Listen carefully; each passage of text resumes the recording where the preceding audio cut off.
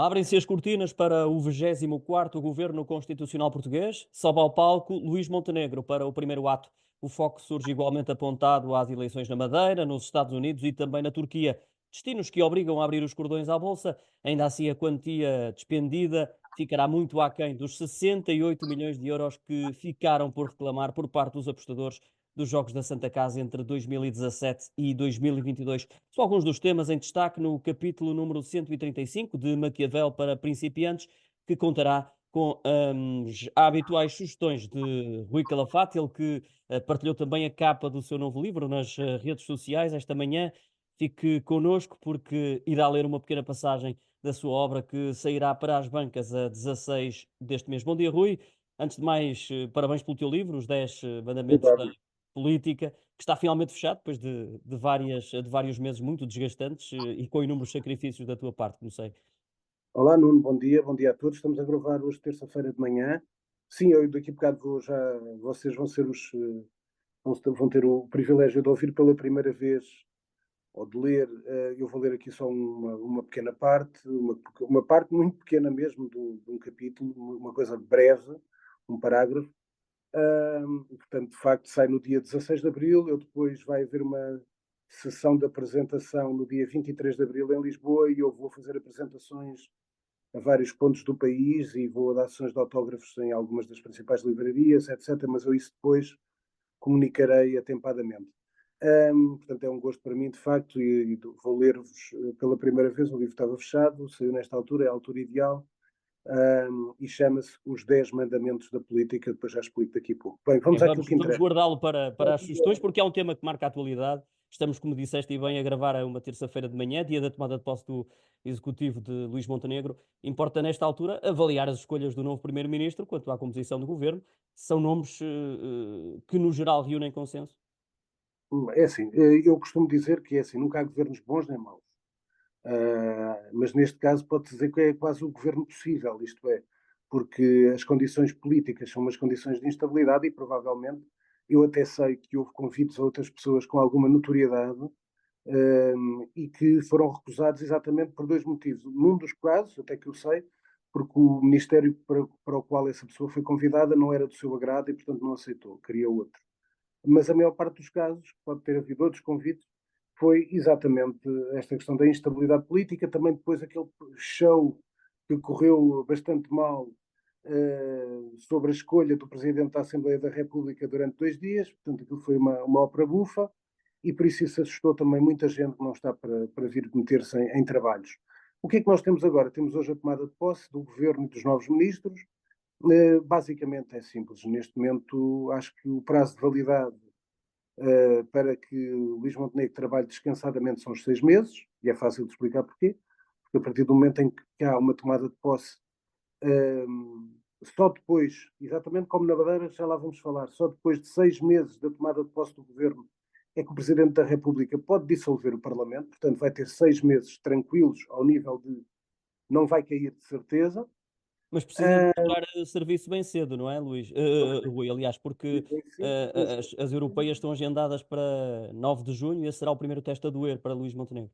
Digamos sim, assim. isso é um teste eleitoral, mas o que, face à instabilidade deste governo, acho que os testes vão ser diários, porque a instabilidade é muita, portanto vai ser quase negociado medida a medida, sabendo nós que hoje em dia, aliás, o próprio Hugo Soares, líder parlamentar do PSD e braço direito de Luís Montenegro, já disse que o aliado preferencial nas negociações para se obterem maioria no Parlamento será o PS. Ora bem, sendo assim, é natural que o Chega diga não é não, ao contrário do mantra de Luís Montenegro, diga não é não também a qualquer coisa que venha do PSD, uma vez que não foi o seu não foi ouvido em primeira mão e o PSD optou por ir ao líder da oposição do PS, portanto à esquerda.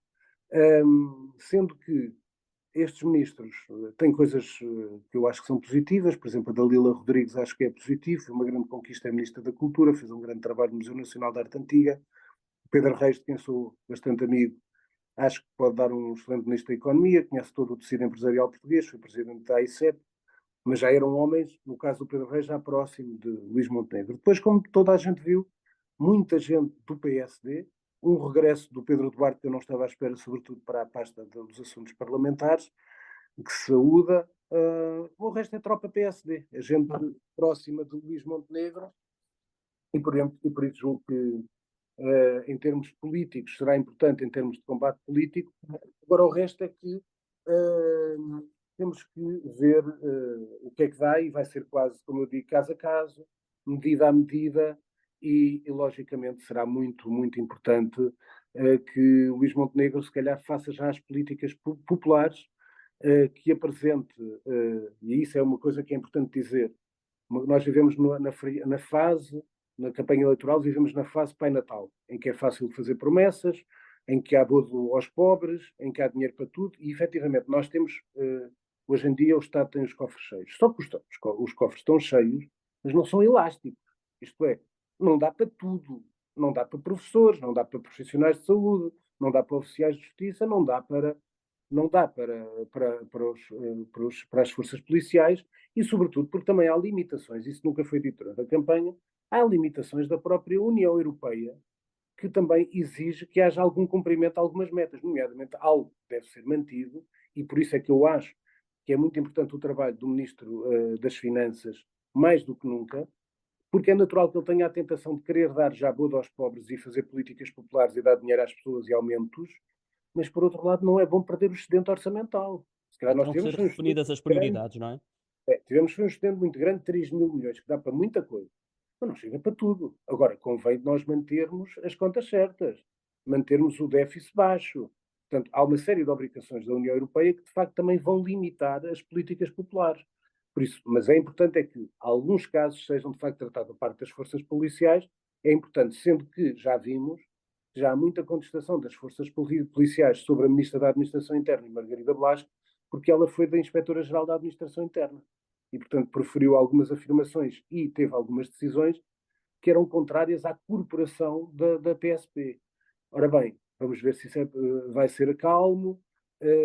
Acho que vai haver aqui agora aqui um grave problema também, que é, acho que foi o Expresso que se dedicou a explicar isso, juntando toda esta gente, estes 17 ministros, 10 homens e 7 mulheres, a experiência governativa total, somando todas as pessoas que já passaram pelo governo, todas, 17 pessoas, dá apenas 10 anos de experiência política governativa, o que é muito curto. Portanto, temos uma experiência, muita gente que vem da política, que sabe fazer política, mas nunca governou nada.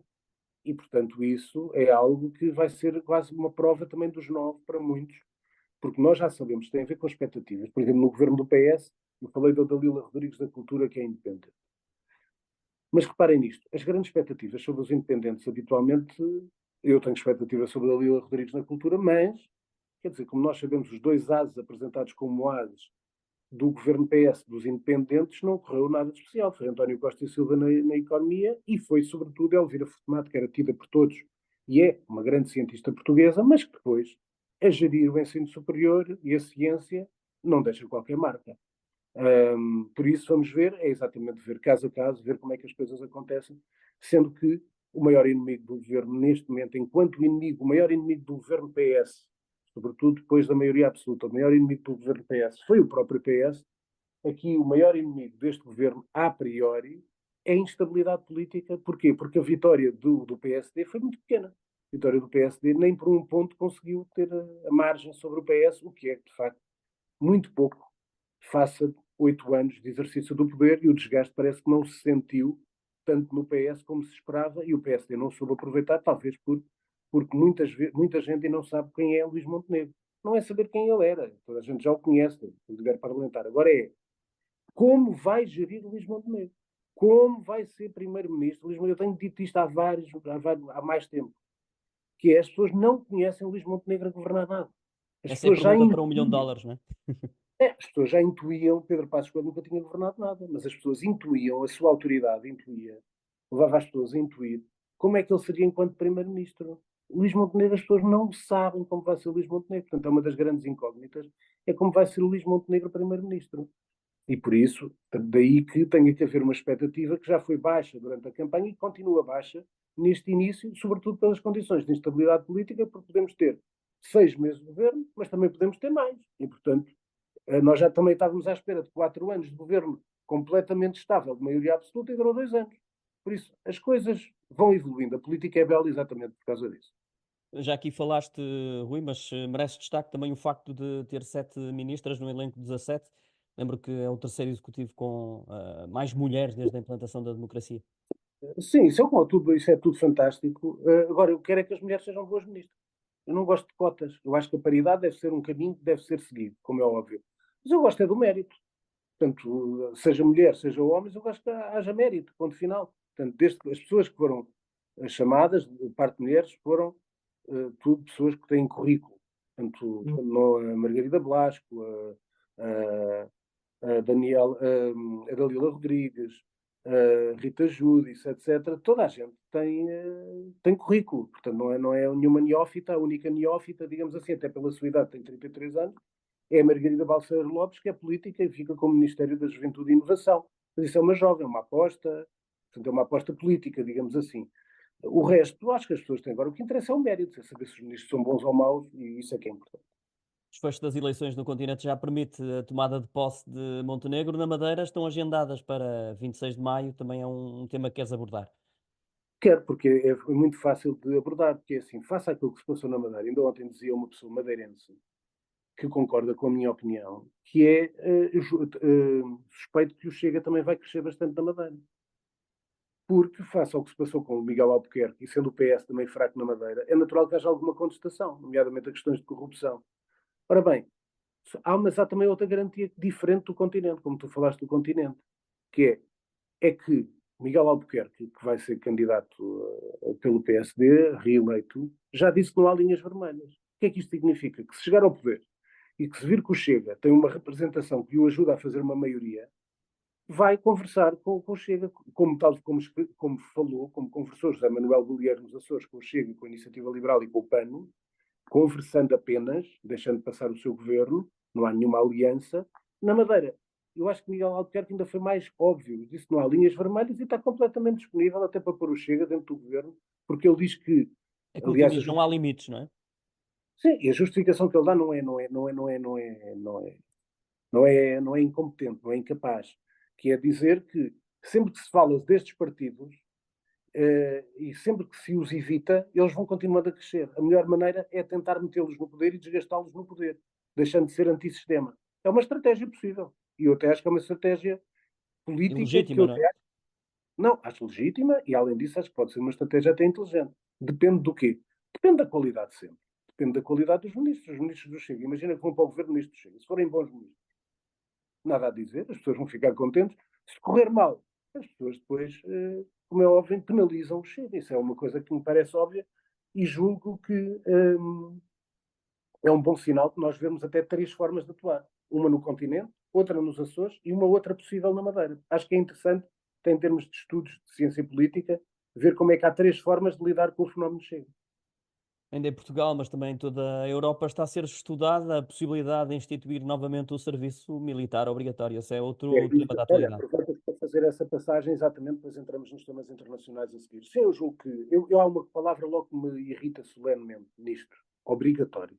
Eu acho que nada tem que ser obrigatório. E, portanto, isto do serviço militar obrigatório é natural que muita gente, e sobretudo os senhores militares, queiram mais gente, porque não têm. Qualquer dia há mais graduados do que praças, em todo o mundo, não é só cá em Portugal, já se sabe disso, até já houve estudos sobre isso, que eram não sei quantas, havia poucos praças e muitos graduados. E, portanto, eu acho que isto da questão do serviço militar obrigatório, dizer que isto é tudo deriva do facto da invasão da Ucrânia, julgo que não é só isso. Julgo que as forças militares, há uma questão aqui que eu acho que é importante, é a questão da carreira. Ou são bem remunerados ou são mal remunerados. Se têm garantias até de saúde, que isso até é uma verdade, portanto, eles têm outro tipo de acesso e de apoios sociais. Eu acho que importante é a parte da carreira, mais do que o serviço militar obrigatório. Eu acho que contra o serviço militar obrigatório. Eu acho que uma pessoa deve ir à tropa se quiser, e se entender que faz esse serviço em prol da comunidade. Agora, se não tem a obrigação disso, acho que ou é bem pago ou então as pessoas não vão para lá. Portanto, isto é muito Duvidas que simples. será bem acolhida pela população a confirmar-se esta Não, medida? eu ontem fiz sondagens, até nem vi assim muita, assim, não via tanta repugnância como isso. Até me pareceu até maior do que eu esperava essa possibilidade do serviço militar obrigatório. Há umas pessoas que são saudosas, que gostam da tropa e que acham que faz bem, aquelas mentes mais antigas, mais retrógradas, acham que era importante, se calhar, os mais novos passarem pela tropa. Já sabes, quando uma pessoa é um bocado mais desarvorado, mais rebelde, é logo falta tirar a tropa, é uma expressão que ainda existe. Portanto, as pessoas ainda muito têm essa ideia. Não sei se é positivo ou não. Eu acho que as coisas devem depender da consciência de cada um e depois, sim, se houver capacidade de atração por carreira, por salário, até por promoção e até lançamento para outras carreiras, como acontece, como vocês sabem, muito na Força Aérea, que há muitos que tiram o curso de pilotos na Força Aérea e depois saltam para companhias de aviação. Portanto, é tal coisa.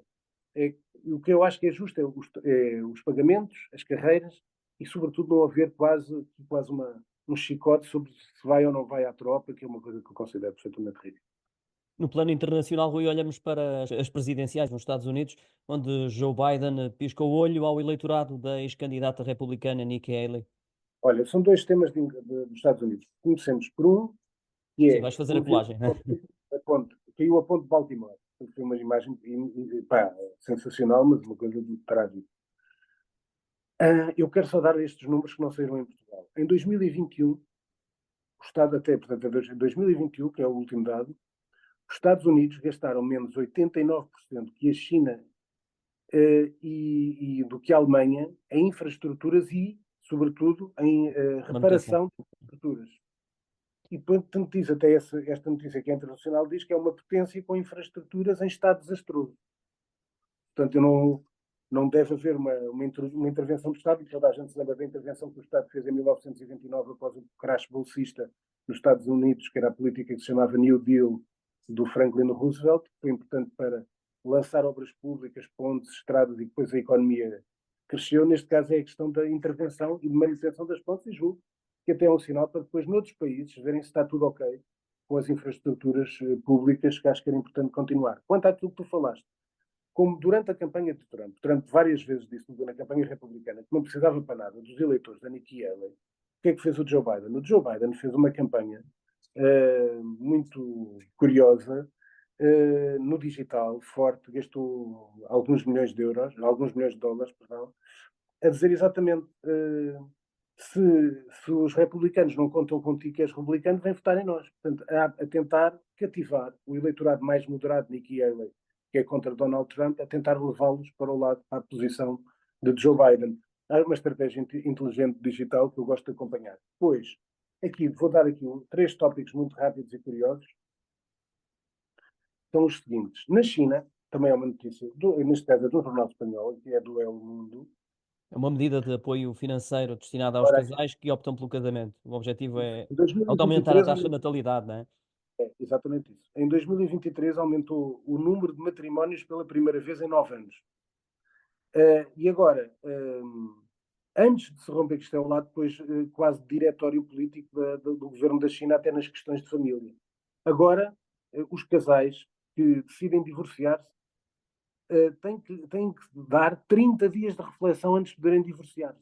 Portanto, o próprio Estado ajuda a que não haja grandes convulsões no coisa. E depois, paga os casamentos para que haja mais bebés, dá apoio para a compra de casa e tal. Portanto, a China, que já sabem, toda a gente sabe que é o segundo país mais populoso do mundo, a seguir à Índia, ainda as pessoas já não sabem disto, apesar do território ser menor, a Índia tem mais população do que a China.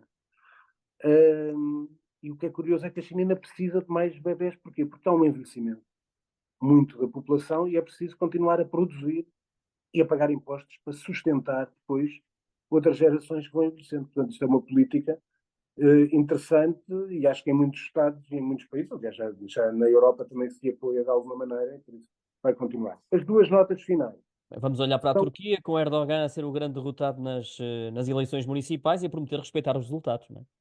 sim, isso aí ele promete sempre, mas como nós sabemos, hoje é uma democracia que reside em Istambul, no poder da Turquia. Agora, de facto, o Erdogan foi presidente da Câmara de Istambul, para quem não se lembra.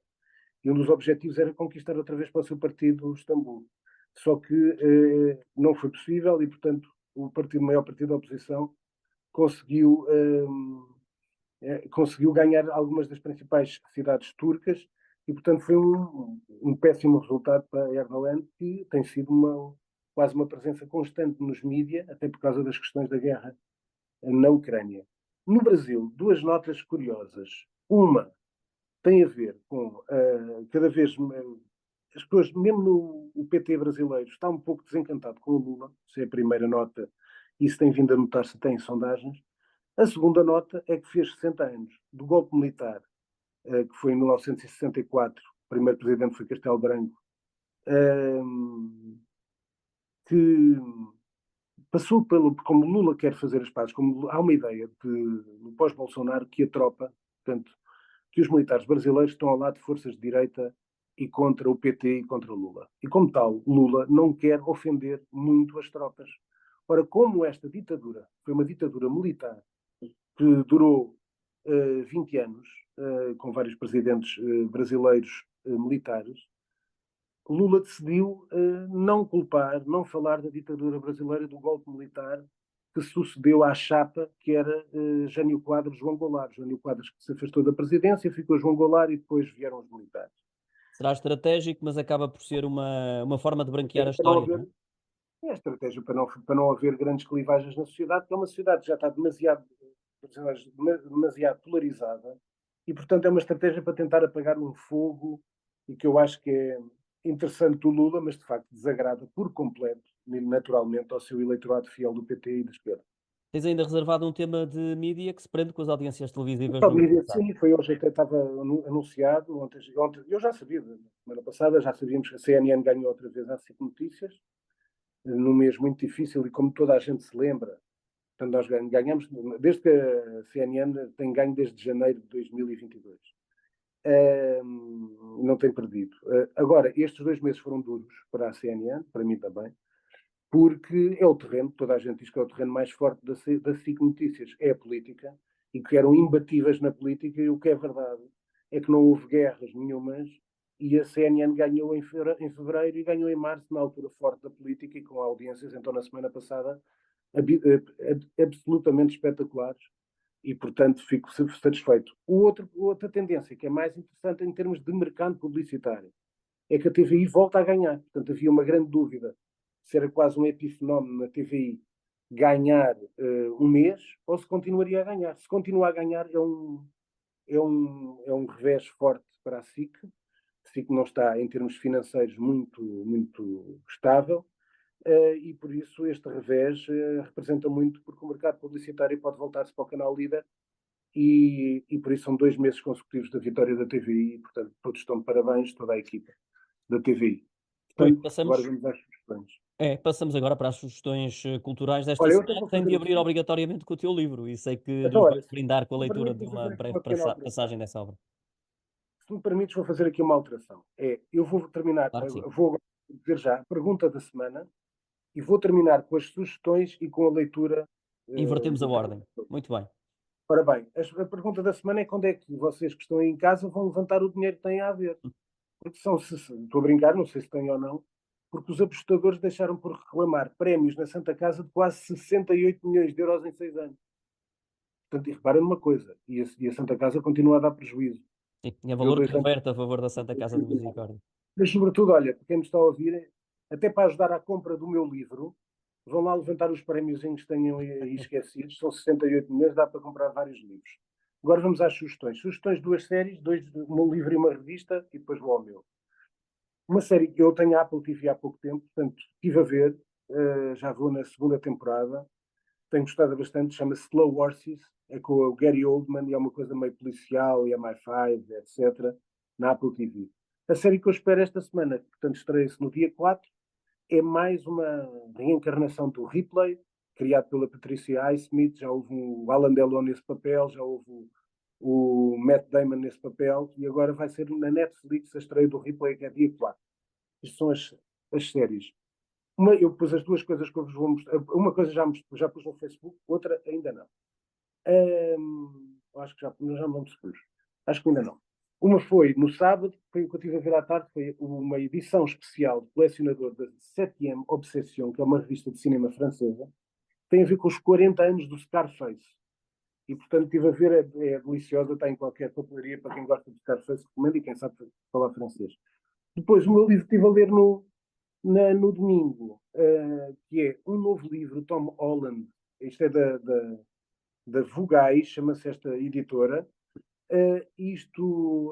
Chama-se Pax, e é sobre a guerra e paz na Idade do Ouro, que toda a gente considera que é melhor até o Gideon, que foi o grande homem da ascensão e queda do Império Romano, dizia que a maior fase de prosperidade da humanidade foi desde o imperador Trajano até Marco Aurélio. E, portanto, é sobre essa fase de poder, a sua ascensão disto, como é que caiu o poder de Nero, e, portanto, chama-se Pax. Para quem gosta de Roma, eu sou fascinado por Roma, portanto, recomendo vivamente este livro, que é um grande livro.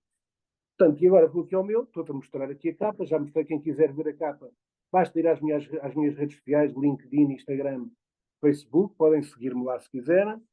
Portanto, chama-se Os 10 Mandamentos da Política. Depois, a editora, que é a Oficina do Livro, portanto, que pertence ao grupo Leia, a capa tem muito vermelho porque cola, porque tem cá em baixo comentador CNN Portugal e, portanto, tem a ver com o vermelho da CNN. Isto foi tudo autorizado, como é óbvio, pela direção de marketing da Média Capital, que negociou isso com a minha editora, e eles é que trataram disso, e eu fico muito grato a ambos.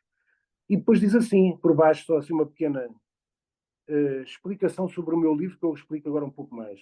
Os 10 Mandamentos da Política, luzes e sombras, verdades e mentiras, mitos e caricaturas, histórias lapidares sobre imagem, comunicação e poder. Isto é, o que é que são os 10 mandamentos?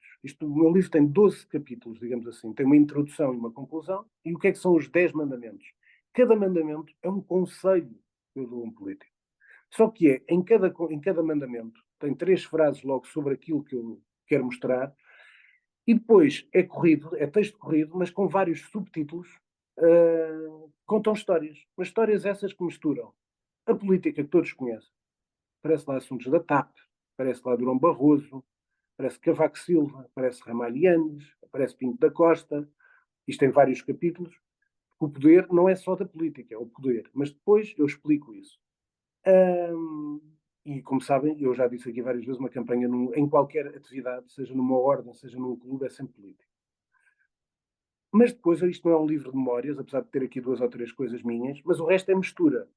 Políticos nacionais, políticos internacionais, do passado, do presente, reis, Carlos V, Napoleão, Duterte, Ceausescu, mas misturo com filmes, com séries, com literatura e com histórias, quase corroborando cada conselho que eu dou a um político. Portanto, convido todos a ler. Quem me ouve aqui neste podcast modesto, Maquiavel para Principiantes, tenho a certeza que vai gostar do meu livro. Isso posso garantir. Eu vou ler 2 coisas. Vou ler a badana do livro, portanto, a explicação, e eles apanharam muito bem na essência. Quem fez isto foi o meu editor, que é o Francisco Camacho, que é um grande editor português. Além disso, é escritor, portanto, tem perfeitamente a noção daquilo que está a fazer. Vou primeiro ler-vos a badana e depois leio um parágrafo final de um dos capítulos. A badana diz isto e diz muito sobre o meu livro. Vou ler. Na base da política está sempre a fábula do sapo e do escorpião. Aliás, entre aspas, isto eu digo várias vezes, já contei a história do sapo e do escorpião na televisão, e aplicando a política. Continuando, o político é sempre um escorpião, porque é um sobrevivente e não olha a meios para atingir os fins. Não fosse essa uma premissa essencial da doutrina de Maquiavel. Houve um tempo em que a arte de um político derivava da sua intuição, o saber de experiência feito sobre o andar dos dias. Era mais instintiva do que esquemática, daí a expressão animal político. Contudo, a evolução da humanidade transporta-nos para os big data, para a tecnologia, para as redes sociais, para a inteligência artificial. Um político tem de estar preparado para esta nova arena mais de vale tudo do que o organizado boxe tradicional. Porque, como dizia o inolvidável realizador Samuel Fuller, numa cena de Pedro o Louco do Jean-Luc Godard, o cinema é como um campo de batalha, amor, ódio, ação, violência, morte. Numa palavra, emoção. Troquem agora a palavra cinema por política e vão ver que é exatamente a mesma coisa. Isto é a badana do meu livro, diz muito bem do meu livro. O último parágrafo aqui de um dos capítulos eu vou dizer assim, para compreenderem que é sempre a mesma coisa, a tal coisa de misturar políticos com histórias, com séries, com filmes, com política normal. Aqui Harvey está. Thomas, vou começar. Harvey Thomas, diretor de comunicação de Margaret Thatcher, tinha uma máxima indelével. Se disseste e eles não te ouviram, foi porque não disseste. Por isso pode haver uma possibilidade de rasgar a muralha do alinhamento, do alheamento. Queres uma multidão? Inicia uma disputa, diz um ditado, porque a zaragata rima melhor. Entre aspas. Acha que os eleitores menos sofisticados sabem a diferença entre entretenimento e política? Refere-se em Get Me Roger Stone, que era uma série. E esse é um caminho esdrúxulo, pois no futuro, para captar a milésima atenção, serão cada vez mais as manobras perigosas para a manutenção de uma coluna cervical direita. A política deve chegar às pessoas, comunicar com elas, todavia, nunca foi o reino das macacadas. Há muito para descobrir, há mecanismos até da neurociência que ainda permanecem desconhecidos. Fica Porque a aqui o dúvida, primeiro a escolha teaser. desse excerto. Até dia 16, o livro vai sair no dia 16 em todas as livrarias do país, em todos os espaços comerciais, é uma aposta da editora e posso dizer-vos em primeira mão. Vai estar também no Continente, no Pingo Doce, porque a maior parte, para quem não sabe, a média da tiragem de qualquer livro em Portugal, à exceção de José Rodrigues de Santos, coisas assim, a média da tiragem é 1000 exemplares. E hoje em dia já há editoras que fazem primeiras tiragens, primeiras edições de 500 exemplares. Pois bem, o meu livro vai com 3000 exemplares de primeira edição. É E, portanto, significativo. vai para as grandes superfícies. Isto foi escolha deles, não fui eu que impus nada. A área comercial é que acha que isto tem pés para correr bem. Mas isso são as pessoas que estão interessadas e que vão comprar e que sabem se sim ou se não. Mas vai estar em todas as livrarias do país, vai estar no Continente, nas grandes lojas, não é em todos, há continentes pequeninos. Em todas as grandes lojas do Continente, por exemplo, Continente do Colombo, de certeza que vai estar. Monte Pingo Doce Grande vai estar. Além disso, portanto, tudo o que é FNAC, Almedina, Corte Inglês, todas essas cadeias, isso vai estar tudo. E, portanto, depois, como eu disse, vou apresentar em Lisboa no dia 23, vai sair no dia 16, e, e depois virei ao Porto, pelo menos. Irei, a editora quer que eu vá ao Algarve, Braga ainda não sei, Zona Centro vou de certeza também. E, portanto, Lisboa primeiro dia 23 e depois seguem-se essas coisas, sendo que isso posso já anunciar, para quem me quiser ir cumprimentar, no dia 8 de junho, Feira do Livro, vou estar na Feira do Livro no dia 8 de junho. Portanto, isto é uma máquina muito profissional do Grupo Leia e quero agradecer, vou citar aqui Francisco Camacho, meu editor, que foi quem me convidou para eu escrever e assinar pela Leia por 5 anos, com a Marina Ramos, que é a assessora de imprensa da Leia, uma delas, mas que é muito experiente, foi jornalista do Público e trabalha comigo, e com a Helena Lopes, que é da área do marketing e eventos, que é ela que depois vai fazer o meu calendário de eventos, onde é que eu vou, sessões de autógrafos na FNAC, isso já sei que estou convidado, ir ao Corte Inglês fazer uma conferência, estou convidado pela diretora de comunicação, pela Susana Santos. Portanto, estamos aí, espero que apareçam, espero que gostem do livro, espero que o comprem, espero que o recomendem. Muito obrigado a todos pela atenção, cá estamos para a semana. E será certamente muito fácil de o encontrar a partir do dia 16 deste mês. Fechamos de forma inovadora e em beleza mais um capítulo de Maquiavel para principiantes. Obrigado, Rui. Regressamos para a Obrigado. semana. Este podcast é da autoria de Rui Calafato, contou com a condução e cuidados técnicos de Nuno Braga. A música está a cargo de Cáspar. Fechamos o manual. Até para a semana.